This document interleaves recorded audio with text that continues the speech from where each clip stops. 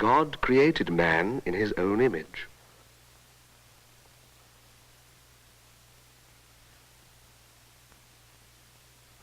In the image of God created he him. Male and female created he them. And the Lord God planted a garden eastward in Eden, and there he put the man whom he had formed.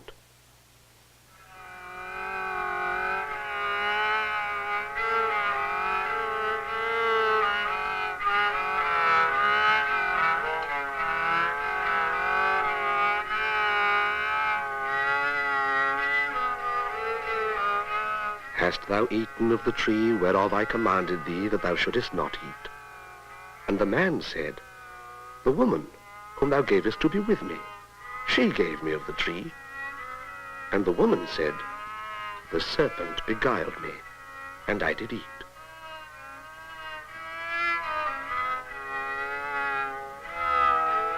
Unto Adam also and to his wife did the Lord God make coats of skin. So he drove out the man.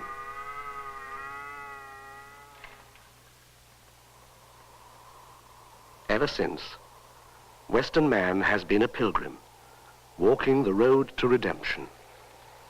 The pilgrim roads were the way of the cross, the paths of salvation. Pilgrim. The word has always rung with a sound of joy, of hope.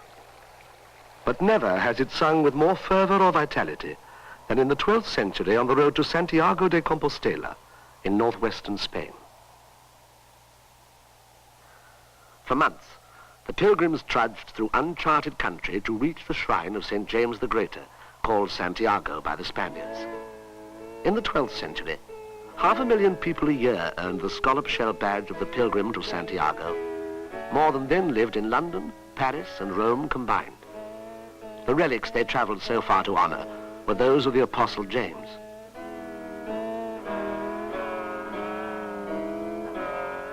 James and his brother John the Evangelist were among the most prominent apostles. According to legend, James had evangelized Spain and been buried near Santiago. He lay forgotten until his relics were rediscovered in the 9th century. Soon he was working countless miracles for pilgrims to his shrine.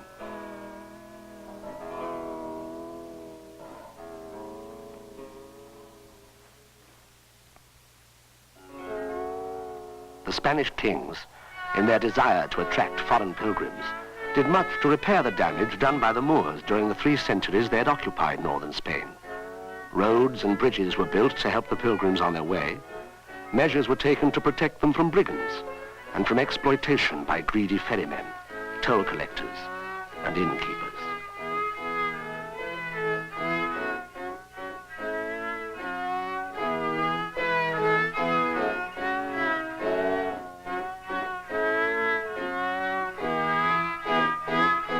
Hospices grew up to lodge them along the pilgrimage road. As the travelers arrived, the monks and nuns washed their feet as Christ had washed the feet of the apostles. Under the entrance archways, the pilgrims took shelter. You can still see the crosses and symbols they scratched in the stone.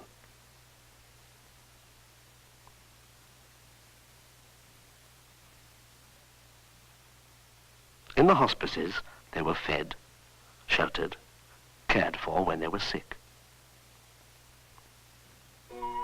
Sometimes, in the evening, they listened to a minstrel sing the stories of great men, or watched an acrobat.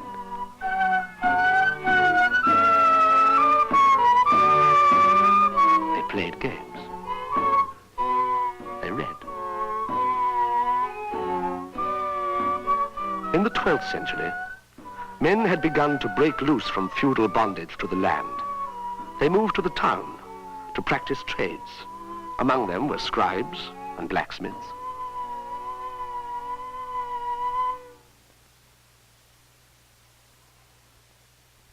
There were cobblers and furriers, whose sign was the squirrel. Trade flourished and money circulated. Merchants built fine new townhouses. Watchmen patrolled the city walls of a bellicose society. 12th century men, with their new freedom and prosperity, were able to travel as they had not for hundreds of years.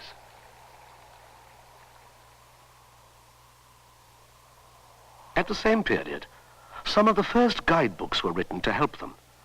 One of them, The Pilgrim's Guide, was signed by Éméré Picot, clerk in orders at Parthenay in western France. It outlined the main itinerary.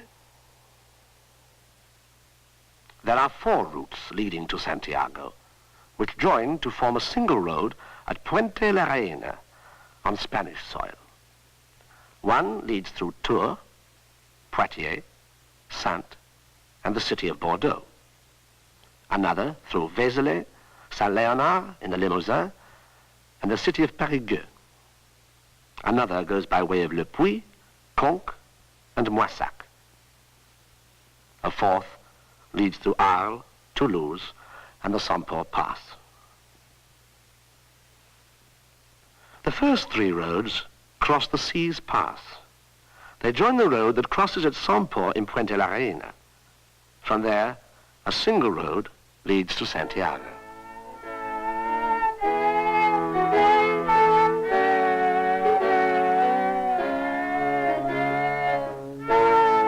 On each of the 4 roads through France was one of the great archetypes of the pilgrimage churches, with their chapels along the transept and around the apse.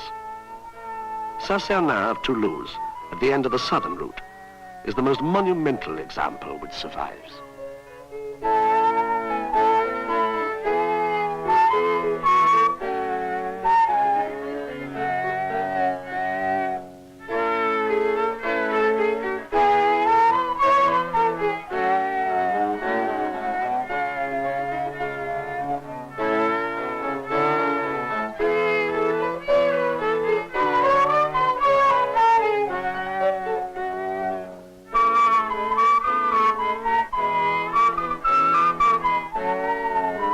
The sculpture of St. James had a prominent place to the left of the south portal.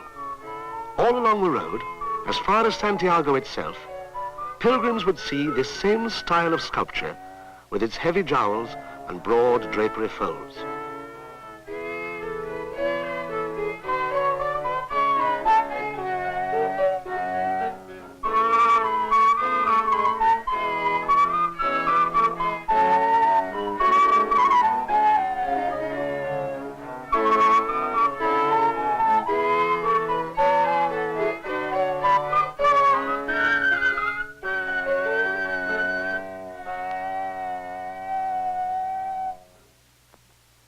Both sculptors and architects began as simple stoneworkers.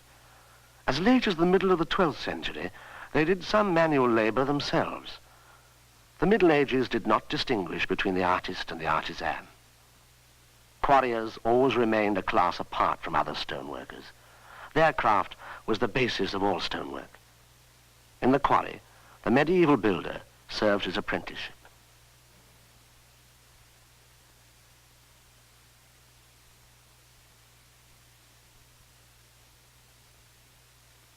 Each stoneworker made his mark on every stone he cut, so that he could be paid at the end of the week.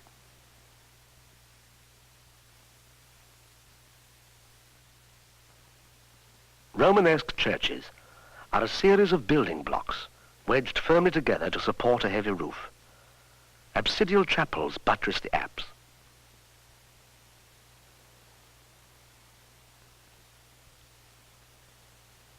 The apse, in turn, buttresses the tower. Tribunes along the nave support the roof.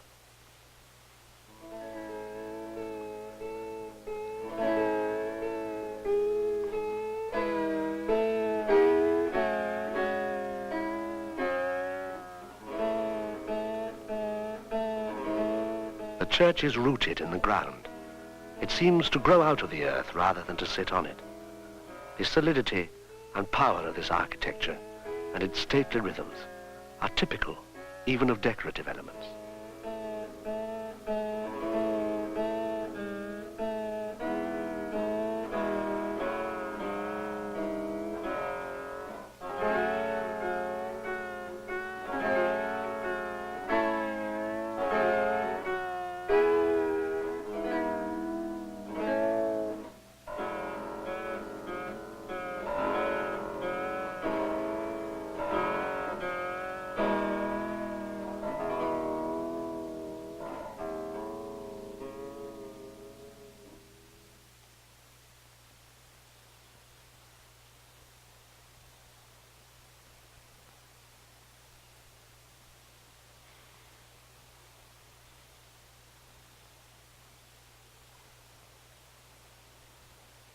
Romanesque art constantly betrays its Oriental origins. At the church of Saint-Michel-d'Aiguille, set on a volcanic pinnacle dominating the Auvergnat town of Le Puy, the tri-lobed archway and patterned stone materialize out of an Oriental dream. These ancient motifs came into France from Spain along the pilgrimage road. At San Miguel de la Escalada, the horseshoe arches recall the arcades of a Muslim mosque. The Moors had brought many such Oriental motifs into Spain in their intricate ivories.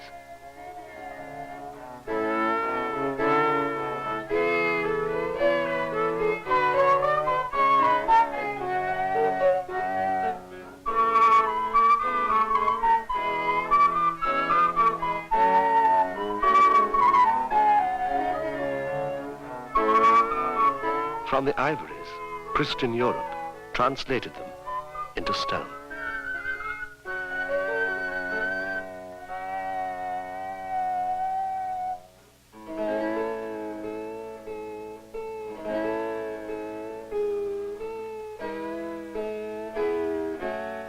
Along the Way of St. James, 12th century man wrote in stone the definitive textbook on Romanesque architecture. The banded barrel vault is characteristic of the Romanesque church. The walls are thick. Only a few small windows break their solid sweep. They enclose a definite space, dim and awesome. Here are no Gothic transparencies of glass, color, light. The Romanesque world is massive, mysterious, fundamental.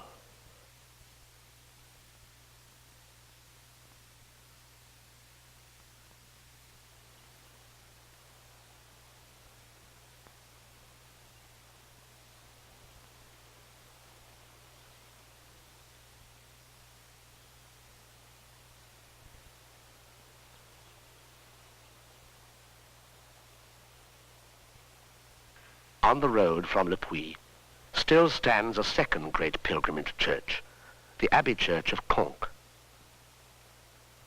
Travelers entered town through the Rue Charlemagne. In the lonely village, they found a monumental church, a vast reliquary in which they moved among holy objects in a kind of pilgrimage within a pilgrimage. Side aisles along the nave and transepts stretched all the way around the choir.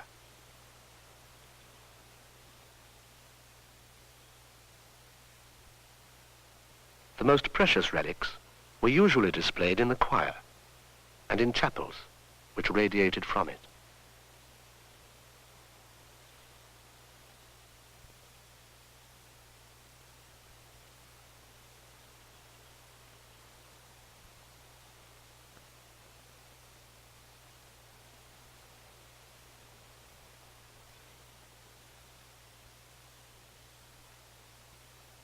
But the journey began at the western portal.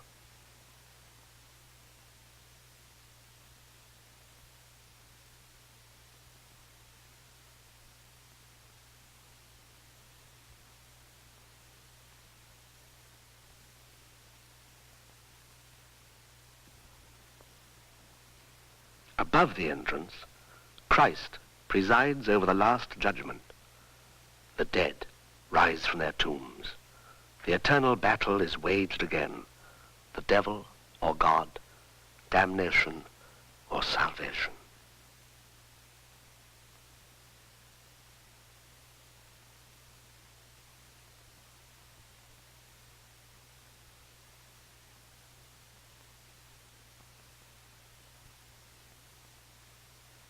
The elect are ranged under the arcades of a celestial Jerusalem, but the sinners endure the most ingenious tortures of hell. Grimacing devils beat and devour them, trap them in nets, pull out their tongues, roast them in the fires of eternal damnation.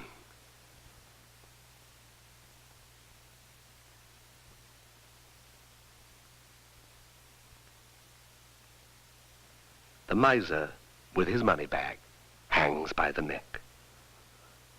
A local knight, who was unfriendly to the abbey, is tumbled unceremoniously from his horse. Sainte Foy, the patron of the church, kneels to intercede for the sinner, to free him from the bonds of evil as she had loosed the chains of innumerable prisoners. Her image in stone on the tympanum was an introduction to her relics, enshrined in splendor in the church choir. She had been the glory of Conques since the 9th century, when an enterprising monk stole her relics from a monastery at Agen, where she had been martyred, and brought them back to his own abbey. The majesty of Sainte Foy, glittering with gold and precious jewels, fascinating and savage, has less of the martyr than of the pagan idol, avid for worship. She is the queen of the reliquaries fashioned by medieval man.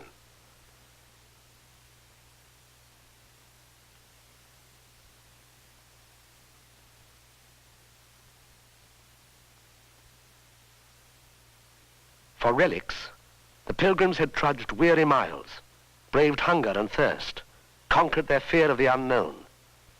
The shrines of the saints were their reward.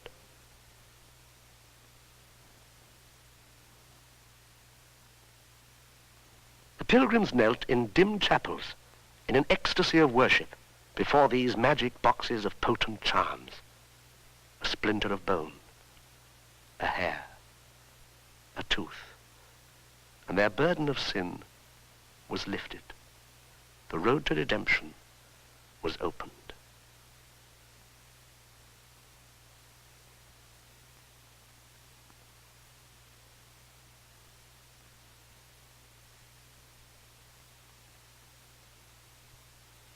Medieval man was constantly at war with sin. Nowhere is the battle between good and evil more dramatic than in the capitals of Vézelay. Sin is punished, God triumphs over the devil.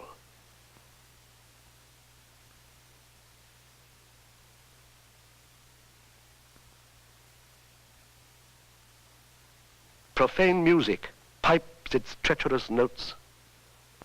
Serpents eat at the unchaste woman.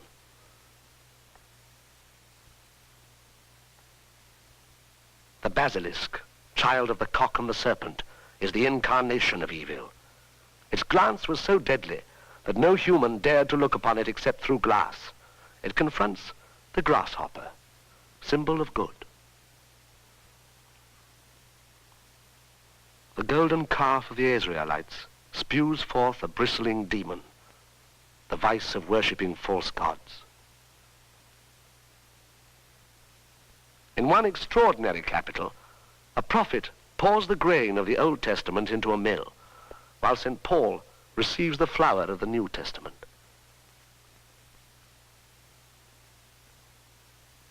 The 4 rivers of paradise flow.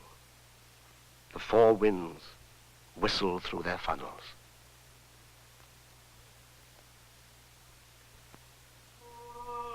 In the Burgundian Abbey of Cluny, the same winds and rivers are part of a series of capitals which tell of the harmonies of earth and heaven. There are the 4 trees of paradise, the apple, grape, olive, and fig.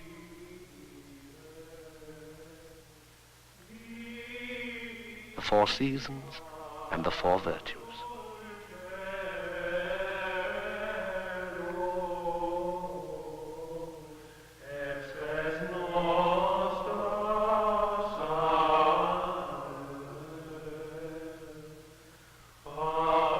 There are the 8 tones of the Gregorian chants which filled the immense church. In their harmonies was thought to be the supreme explanation of all things.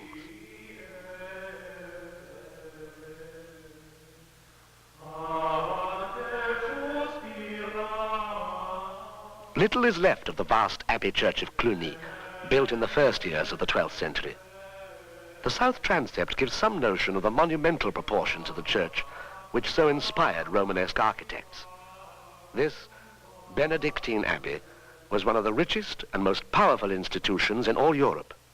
Its abbots were men of taste and learning. Cluniac monks had been called in by the Spanish kings as early as the 11th century to found and reform abbeys and help in the work of reconstruction. This provided Cluny with an opportunity to extend its influence all along the road to Santiago.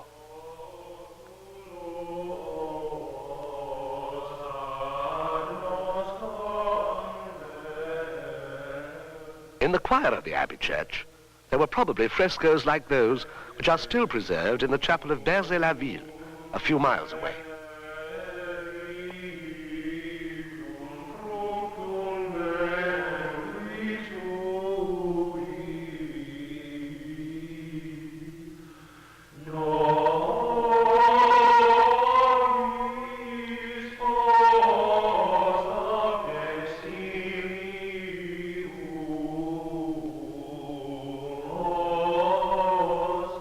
The tympanum of Cluny is now shattered, but its theme of the Last Judgment came originally from the south of France, perhaps from this portal at Beaulieu.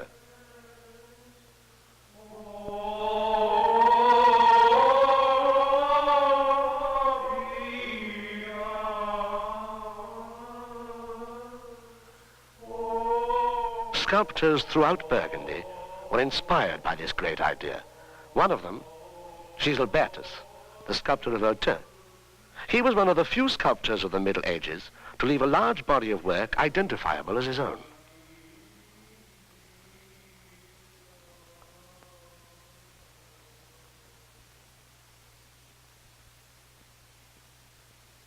In Giselbertus' sculpture, man's struggle for redemption is again the dominant idea.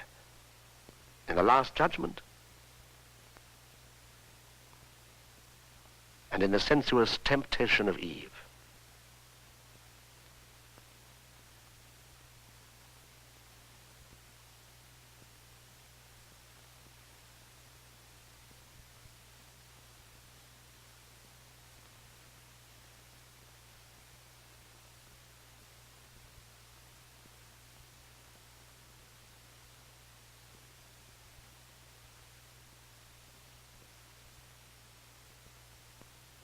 The face of sin and the face of purity. Eve is redeemed by Mary.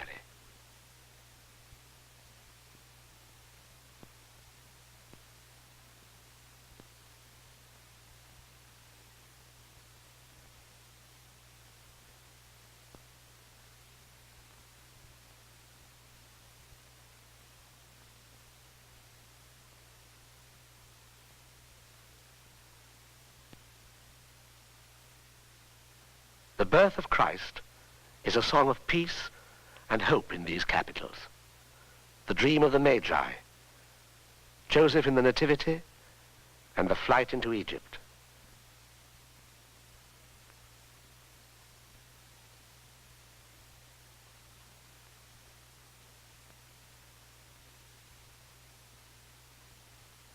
But sin has not been vanquished. Hope still struggles with despair. Charity with avarice.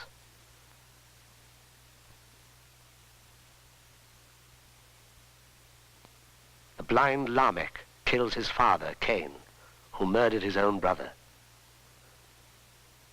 Judas hangs.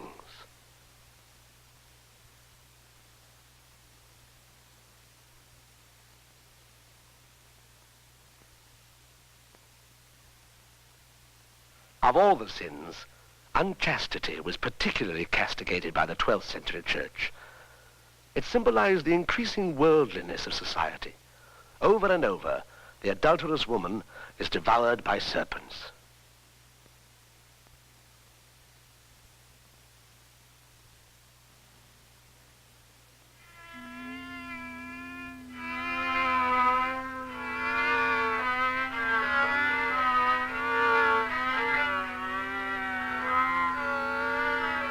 In the year 1000, men had awaited the end of the sin-stained world, as St. John the Divine had said it would come, in fire, famine, and pestilence.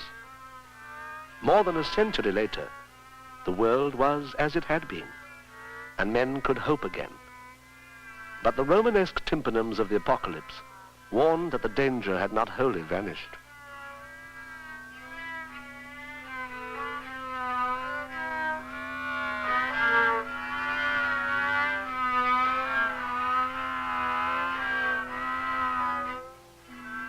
at Moissac, Christ, remote and grave, broods among the symbols of the evangelists.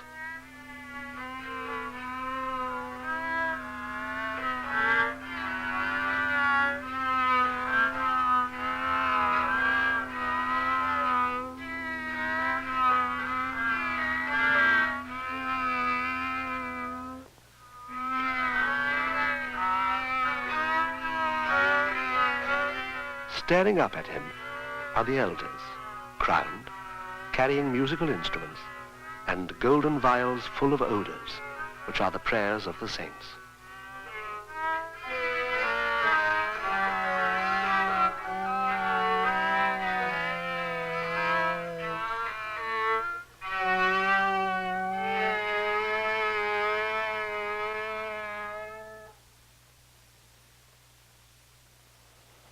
At the castle of Blaye, in southwest France, the French epic hero Roland was buried.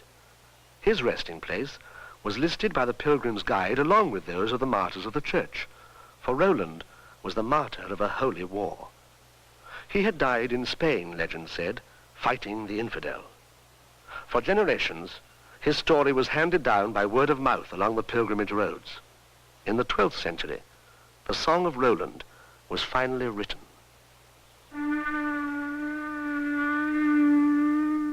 Roland's relics were as precious to medieval pilgrims as the relics of the saints. This ivory horn was among the most sacred.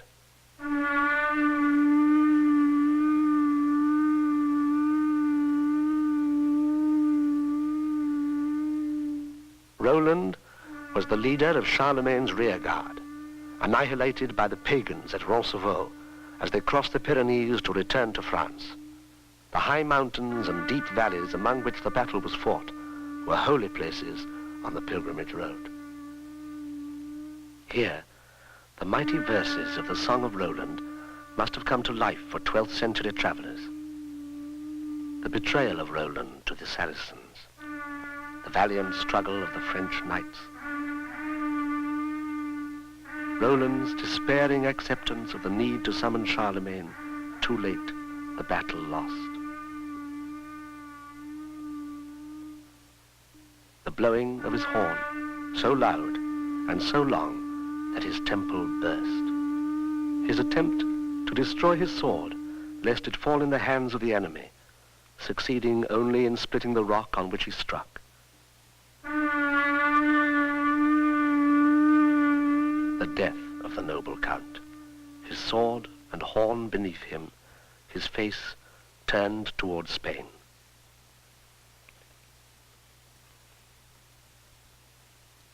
And, at last, too late, Charlemagne's vengeance on the pagans.